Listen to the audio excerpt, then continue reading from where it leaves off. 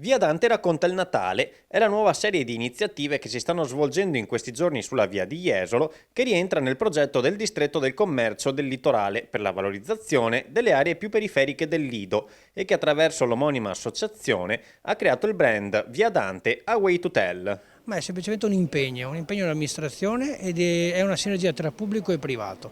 Su queste zone qua il commercio è in difficoltà e non possiamo nascondere e far vedere che tutto va bene. Però se un po' alla volta con un organizzatore, con un'associazione, con comitati facciamo sinergia e riusciamo ad andare direttamente nei negozi come abbiamo fatto e andare a chiedergli di uscire, di mettere qualcosa all'interno, di creare, di aprire, di accendere le luci anche nel periodo festivo, questi sono i risultati. Dunque positiva la cosa, ringrazio ancora la stazione Dante, ringrazio anche l'amministrazione perché anche noi abbiamo fatto il nostro e dunque sinergia pubblico-privato, questa è quella che funziona. In questo contesto si stanno svolgendo nel periodo natalizio numerose attività, tra le quali una mostra diffusa con opere di 14 artisti esposte nelle vetrine di 12 attività commerciali e ancora uno street market, un mercatino dell'artigianato creativo, una degustazione di vini e dolci delle feste e un'attività di intrattenimento attraverso la lettura di fiabe con oratori d'eccezione, tra i quali gli stessi amministratori iesolani e le forze dell'ordine.